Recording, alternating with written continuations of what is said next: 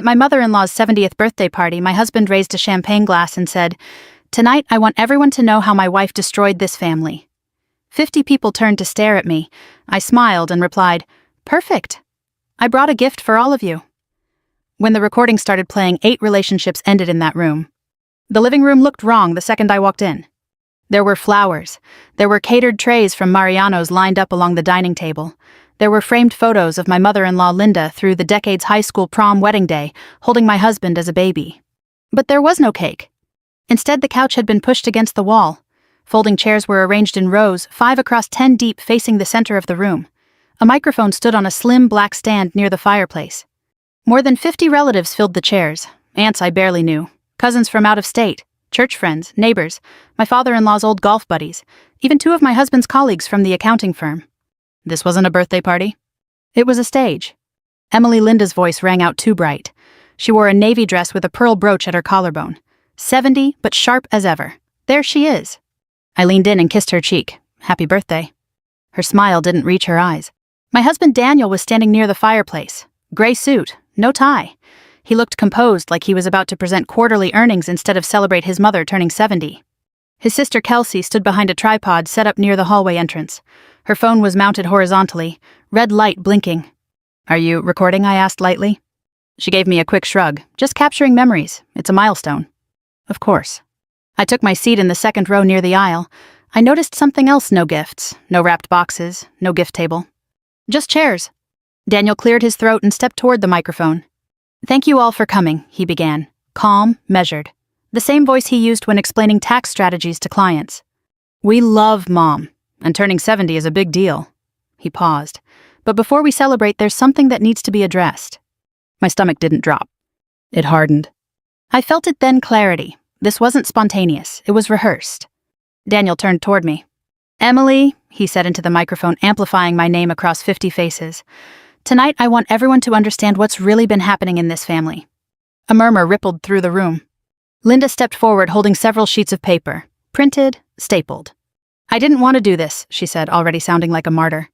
"But sometimes love requires honesty." Kelsey adjusted the tripod, zoomed slightly. Daniel continued, "For years, Emily has positioned herself as the victim, as the generous one, the one holding everything together." His gaze locked on mine. "But the truth is, she's been dividing us, controlling things with money, turning family against each other." My pulse stayed steady. Control with money. Interesting choice of words. Linda unfolded the stapled pages. "Let's start with the lake house," she said. "The one purchased after my late husband passed. My late father-in-law. Daniel's father. The lake house that Daniel and I bought. Emily insisted it be put in her name." Linda continued, voice trembling just enough to sell it. She said it was for tax reasons. But it created distance.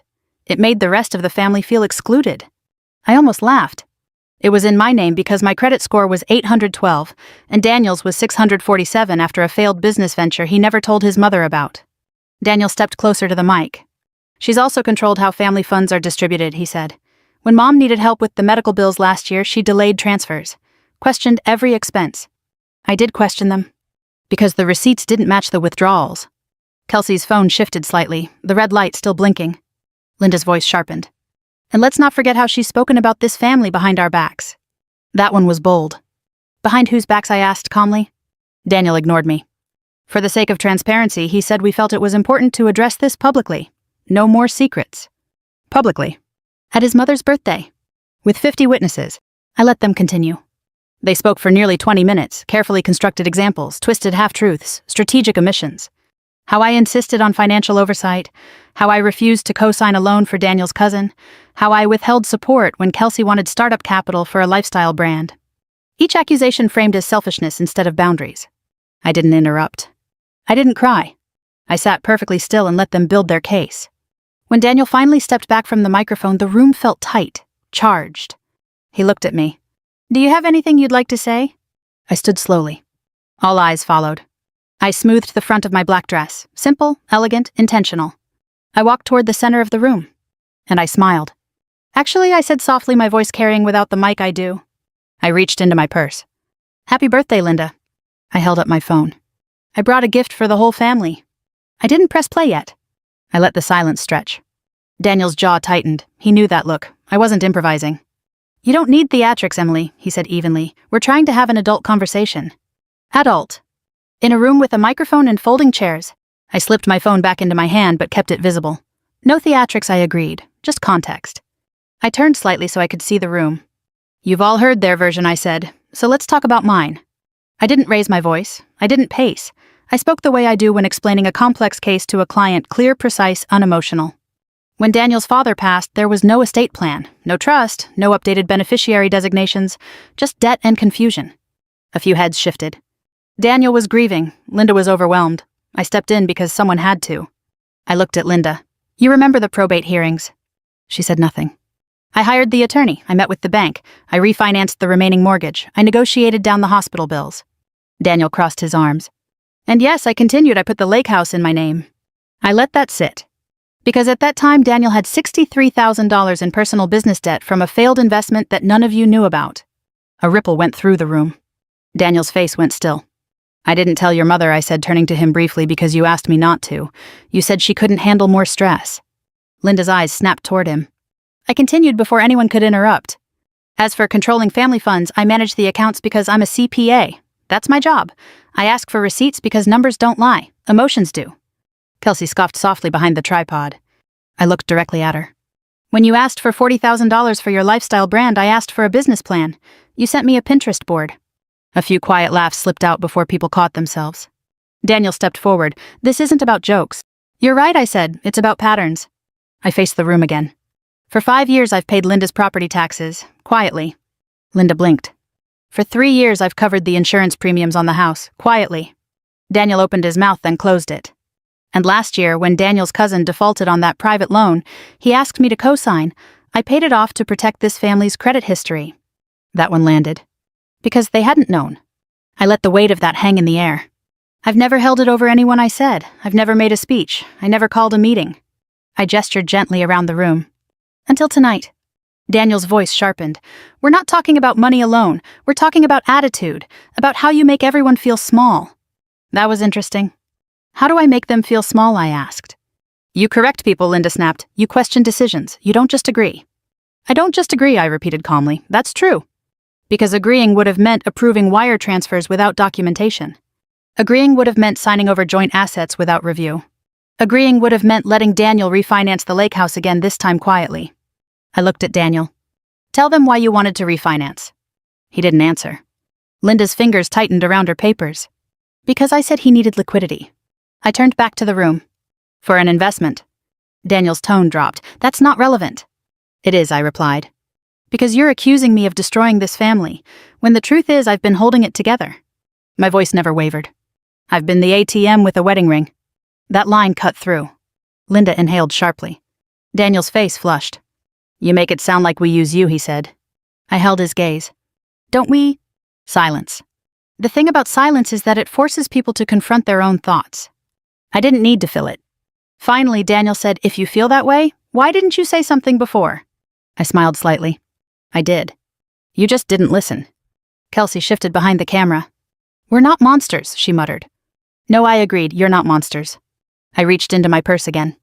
You're just careless with the truth. That's when I lifted my phone again. And that's why I brought documentation. Daniel's eyes narrowed. What documentation? I tapped the screen. Audio. The red recording app icon glowed faintly in the reflection of the overhead lights. Linda's voice lost its sweetness. What are you implying? I'm not implying anything I said. I'm clarifying. I looked around the room one more time. You said tonight was about transparency, about no more secrets. I nodded once. I agree. My thumb hovered over the screen. Let's start there. I didn't begin with Daniel. I began with Linda. Because this was her stage. I tapped the first file. The Bluetooth speaker inside my purse connected automatically, clear, crisp, loud enough for the back row. Linda's voice filled the room. We'll do it during the birthday. Everyone will already be there. The audio was from 6 weeks ago. Her kitchen, Tuesday afternoon. I'd been standing outside the sliding door when I heard my name and hit record. Daniel's voice followed. She won't make a scene in front of 50 people. She's too controlled. Linda again. Exactly. If she cries, even better. Shows how unstable she is. A low murmur spread across the folding chairs. Kelsey's hand froze on the tripod. The recording continued. We have to frame it around concern, Linda said. Not money, never money. We say she's isolating Daniel. We say she's changed. Daniel's voice dropped lower. And if she threatens to pull financial support? Linda didn't hesitate. Then we tell everyone she's abandoning her widowed mother-in-law. Silence in the recording. Then a soft laugh. Kelsey's. This is going to be good content, she said in the audio. Raw family truth always performs. The recording stopped. I didn't say anything. I didn't need to. Linda's face had drained of color, not dramatically, just slowly like a dimmer switch turning down. That's taken out of context, she said quickly. Is it? I asked. Daniel stepped forward. You were eavesdropping. I was standing outside your house, I replied, and you were discussing me. Kelsey fumbled with her phone. Turn off the live, someone in the back whispered. Too late. The red light was already gone. I looked at Daniel. You said this was about transparency. His jaw flexed. That conversation doesn't change the core issue. Oh, I said quietly, we're getting there. I tapped the second file. This one was shorter. Daniel's voice. Low, intimate? Not directed at me. I can't move assets without her noticing, he said in the recording. She monitors everything. A woman's voice responded, not Linda's. Soft, younger. Then distract her, the woman said. You're good at that. A ripple of confusion moved through the room. Daniel's body went rigid. Who is that? Linda demanded. The recording continued. It's temporary, Daniel said. Once the refinance goes through, we'll be fine. Just don't let her find out, the woman replied. The file ended. Linda stared at her son. Daniel. He didn't look at her. It's not what you think, he said quickly. That wasn't what I asked gently. The woman's voice had been unmistakable. It belonged to Tara, his project consultant from the investment group. The one he'd insisted was purely professional. The room felt smaller now. The air thicker. I didn't want to embarrass you, I said calmly, but you chose public. Daniel's composure cracked just slightly. That has nothing to do with the family. It has everything to do with it, I replied. Because you're accusing me of destroying something you were already mortgaging. Linda swayed slightly in her heels. Kelsey whispered, oh my God. I wasn't finished. I didn't rush. I let the discomfort settle. The truth doesn't need volume, it just needs clarity. Daniel straightened. You recorded private conversations. That's illegal. No, I said, it's not. I had already verified state consent laws months ago. I was present for every recording, legally clean. Besides, I added softly, you invited witnesses. Linda clutched the printed pages like they might shield her. You manipulated this, she said. You planned it. I met her eyes. Yes. Because survival requires planning. I turned slightly toward the room. For years, I absorbed criticism quietly, corrected misinformation privately, protected reputations that weren't protecting me. I paused. But tonight wasn't private. I held up my phone. This isn't revenge, I said. It's evidence.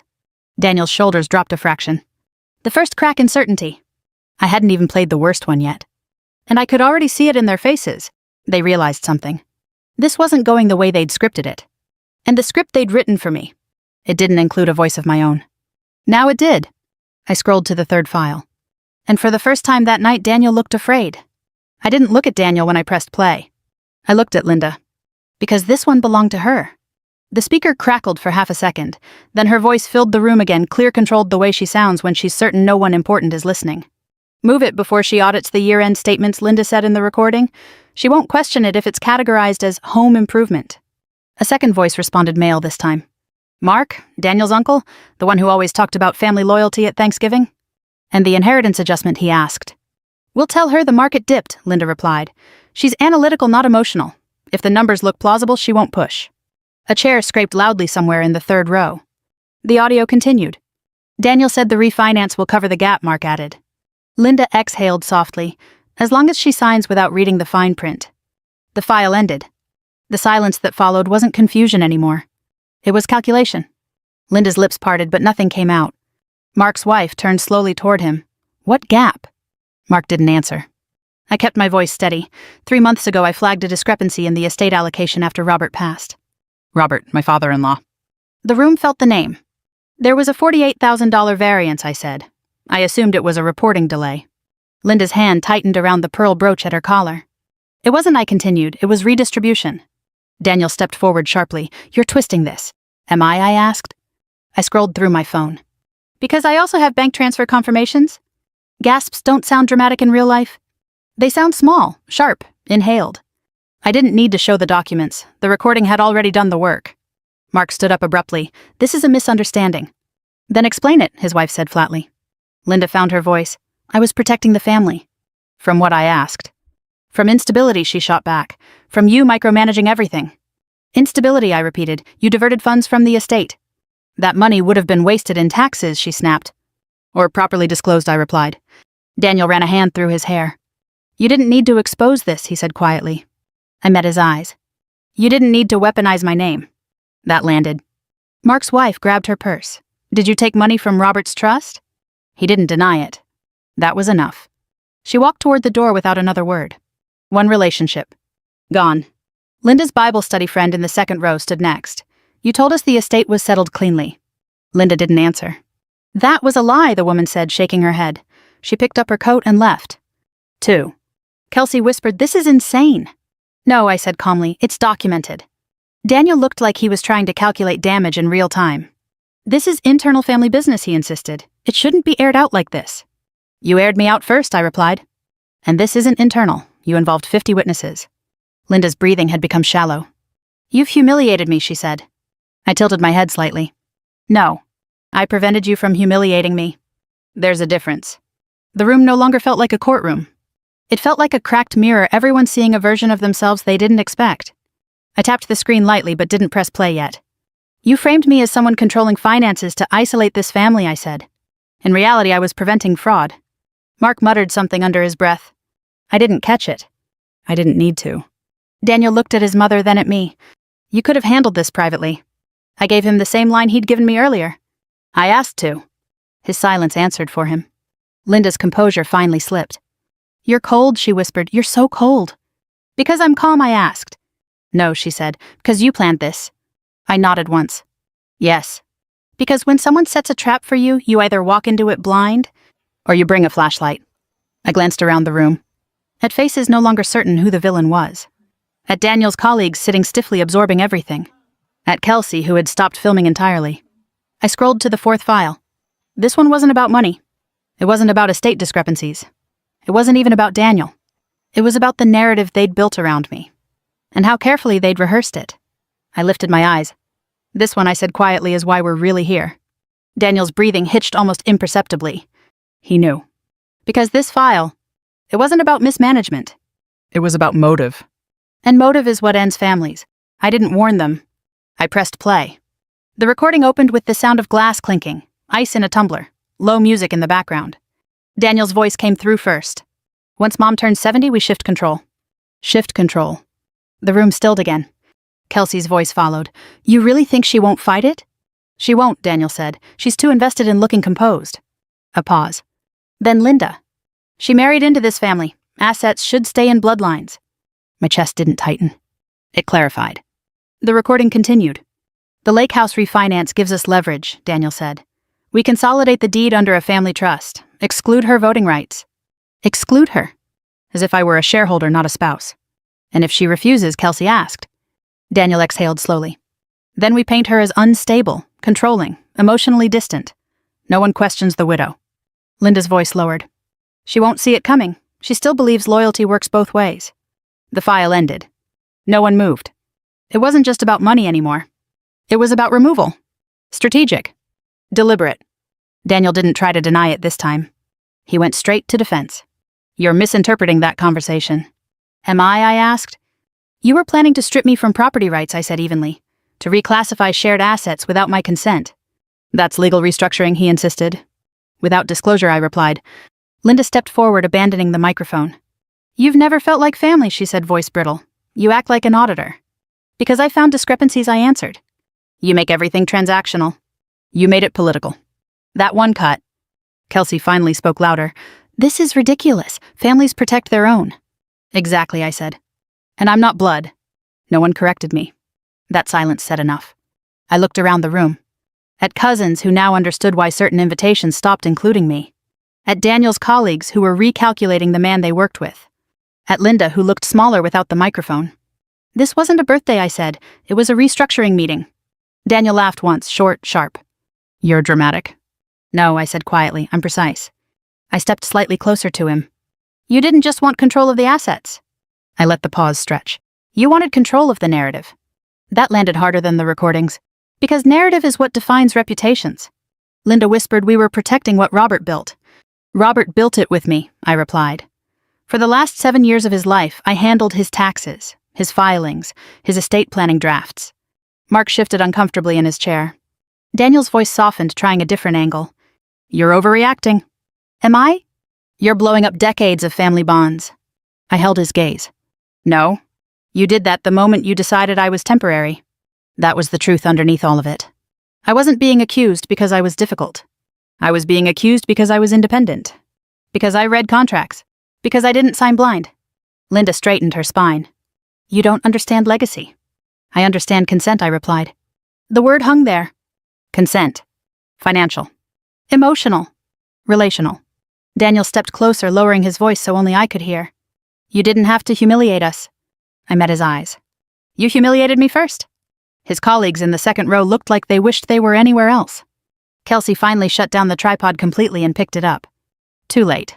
Everything that mattered had already been said. I turned slightly toward the room again. For years, I said calmly, I protected reputations that weren't protecting me. I paused. Tonight was about control, not love. Linda's shoulders slumped. You've destroyed this family. I shook my head once. No. I exposed what was already fractured. There's a difference. A cousin in the back stood slowly. You were going to remove her from the trust. Daniel didn't answer. That was answer enough. Another chair scraped. 2 more people stood. 3. 4. The air shifted from confrontation to fallout. This wasn't about me anymore. It was about who they'd chosen to become. I slipped my phone back into my purse. I didn't need more recordings. They were finished. Daniel looked around the room searching for allies. There weren't many left. And that's when he realized something. The plan hadn't failed because I fought. It failed because the truth was heavier than the script. And truth doesn't negotiate. It ends things. Sometimes 8 of them. Before anyone even leaves the room. No one announced it. No one counted.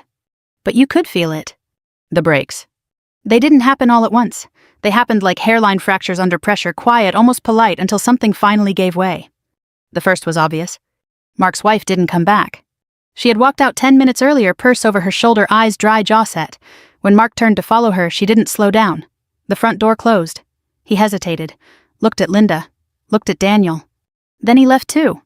That was one marriage split open by a $48,000 lie. The second fracture came from the second row. Daniel's colleague, Stephen, stood up slowly. He didn't speak to Daniel, didn't shake his hand. He simply said, I have an early morning, and walked out. Professional distance, immediate. That wasn't just awkwardness, that was reputation damage. The third break was quieter but heavier. Linda's closest church friend, Eleanor, remained seated through everything. Hands folded, lips tight. When Linda finally looked at her and whispered, You understand, don't you? Eleanor shook her head once. I understand deception, she said. Then she stood and left. Linda didn't call after her. She knew. The fourth fracture happened inside the family itself. Kelsey turned on Daniel. You told me this was just about calling her out for attitude, she snapped. You didn't say anything about restructuring trusts. Daniel didn't respond. You made me look like an idiot, she continued. I was live streaming this. Turn it off, he muttered. It's already off. But her voice wasn't defensive anymore, it was angry. That was sibling loyalty cracking. The fifth was the one that hurt Linda most. Her cousin Barbara stood slowly, leaning on her cane. I defended you when people questioned the estate, Barbara said quietly. I told them you'd never touch Robert's money. Linda opened her mouth. Barbara didn't wait. I was wrong. She left. The sixth break wasn't dramatic at all. It was my own. I felt it internally. A clean snap. The part of me that still hoped Daniel would look at me and say, I'm sorry. He didn't. He looked cornered. Exposed. Calculating. That was when I understood. This wasn't grief driving him. It wasn't fear. It was entitlement. The seventh fracture was financial. Daniel's other colleague, the younger one, Ethan, stood and cleared his throat. I don't think this is my place, he said carefully. But if any asset restructuring was done without disclosure, that's not just family conflict. That's liability. Liability. He wasn't speaking as a friend. He was speaking as an accountant. Daniel's jaw tightened again. That word would follow him back to the office. The eighth break was the most personal. Linda turned toward me one last time. You could have protected us, she whispered. I looked at her calmly. I did. For years. No, she said, voice trembling now. You protected yourself. Yes, I replied. That was the point. And something in her eyes shifted. It wasn't anger. It was realization. She had expected me to stay small, stay agreeable, stay useful. Not autonomous. Not documented. Not prepared. Daniel finally spoke again, voice lower. So what now, he asked. It wasn't defiance anymore. It was damage control. I answered without hesitation. Now nothing. I reached into my purse and pulled out a slim envelope. I placed it on the coffee table between us. What's that, Kelsey asked. Copies, I said, of everything. Estate discrepancies. Refinance drafts. Transfer logs. Time-stamped recordings. I've already forwarded them to my attorney, I added calmly, and placed a hold on any refinancing activity. Daniel stared at the envelope like it might detonate. You went to a lawyer, Linda whispered. Months ago. Before tonight. Before the folding chairs. Before the microphone. Because I didn't walk into traps without exits. I'm not filing anything, I continued, yet. That word hung there. Yet. The room was half empty now. 50 had become 32. Then 27. Then fewer. People weren't storming out anymore. They were retreating quietly. No one wanted to be in the blast radius. Daniel's shoulders sagged. You planned this, he said again. Yes, I answered. Because planning isn't cruelty. It's defense. I picked up my purse. I won't argue, I said calmly. I won't yell, and I won't apologize. I paused at the door. But I won't fund a system designed to remove me. That was the final break. Not explosive. Not loud. Just irreversible. And sometimes that's the kind that changes everything. Tan fan the 8 breaks so long to bay trombon moi tam. Choto kua continue. Continue part 7, after the silence. 746 words. The house didn't erupt after I stepped back from the center of the room. It thinned. That was worse. People didn't shout. They didn't argue loudly. They gathered coats, checked phones, avoided eye contact. The kind of exit you make when you've just seen something you can't unsee. By the time Daniel's aunt pulled out of the driveway, fewer than 20 people remained inside. Linda was still standing near the fireplace, one hand resting on the mantel like she needed the wood to steady her. The pearl brooch at her collar had shifted slightly. It made her look older than 70. Daniel was pacing now. Small, controlled steps. The way he does when he's building a counter-argument in his head. Kelsey had retreated to the kitchen. I could hear cabinets opening and closing too hard. I stayed near the doorway. Not because I was afraid. Because I was done performing. You blindsided us, Daniel said, finally stopping in front of me. You invited 50 witnesses, I replied. That doesn't justify this. It justifies defense. Linda exhaled sharply. Defense. You think we were attacking you.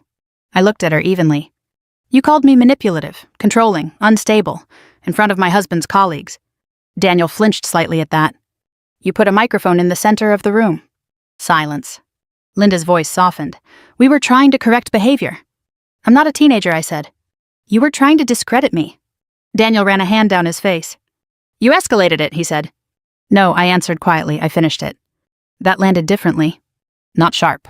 Final. For the first time all evening, Daniel didn't have a comeback ready. He just looked tired. What do you want, he asked. That question is always revealing. Because it assumes negotiation. I want clarity, I said. And accountability. Linda's laugh was brittle. Accountability for what? Protecting my late husband's estate. For manipulating it, I replied. For planning to remove me from it. Daniel stepped closer. You were never being removed. You recorded it, I said. He didn't deny that. Kelsey re-entered the room, arms folded tight. This could have been handled privately, she muttered. I asked for that, I said. You refused? Linda didn't argue. Because that part was true. I reached into my purse again, not for a recording this time, but for my keys. Where are you going? Daniel asked. Home. He blinked. We're not finished. Yes, I said softly, we are. That's when something shifted in him. Fear. Not of exposure. Of consequence. You're not seriously walking out over this. I held his gaze. You attempted to restructure shared assets without my consent. You recorded me. You planned to discredit me publicly. His breathing became uneven. That's not how this works, he said. It is now. Linda stepped forward again. If you leave like this, you're proving everything we said. That line was familiar. It was built to trap. I didn't step back. I'm not leaving because I'm guilty, I said calmly. I'm leaving because I'm done defending myself in hostile rooms. The hallway felt longer as I walked toward the door. Behind me, I heard Daniel say my name. Not angrily. Not loudly. Just my name. For a split second, I considered turning around. Because 7 years is not nothing. Because shared history isn't light. But history isn't immunity. And loyalty without reciprocity is just erosion. I opened the door. Cool night air hit my face. Daniel followed me onto the porch. You can't just cut this off, he said. I'm not cutting it off, I replied. I'm stepping out of it. That's semantics. No, I said. It's survival. He stood there searching my face for something softer. I didn't give it to him. Are you filing? He asked quietly. There it was. The real concern. Not tonight, I answered. But I've retained counsel. His jaw tightened again. You went that far. You went first. He didn't argue that either.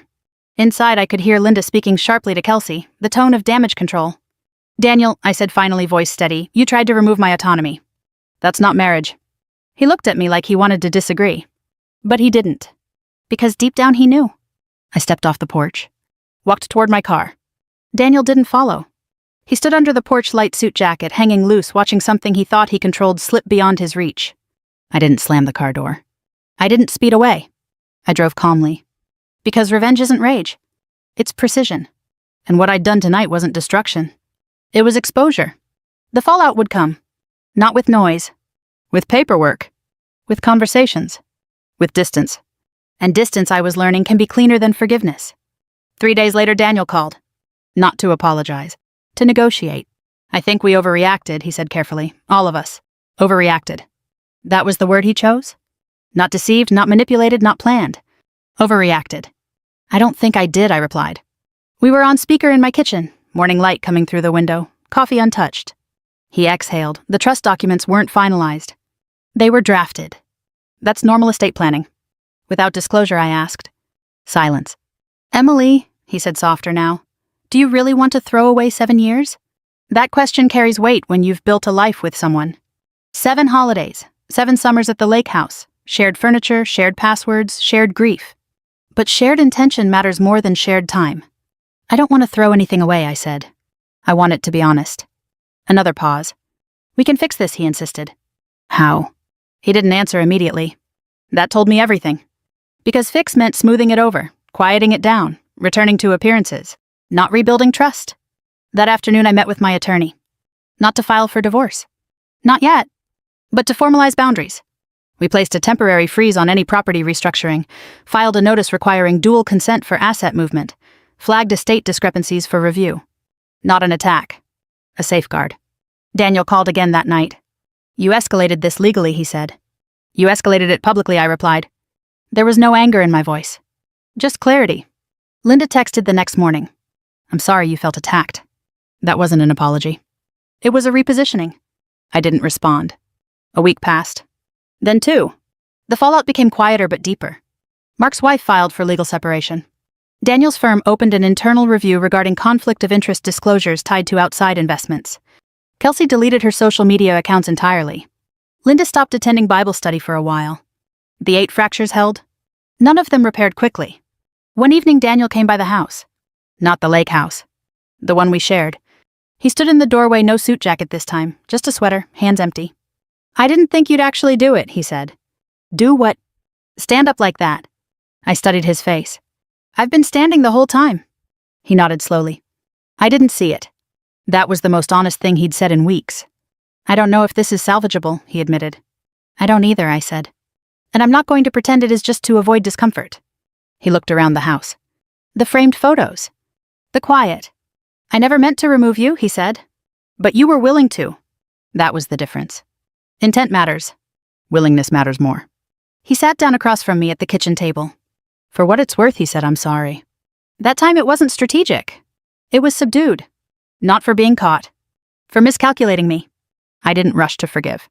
Forgiveness without repair is surrender. I appreciate that, I said. But apology is an erasure. He nodded. We talked for 2 hours. About control.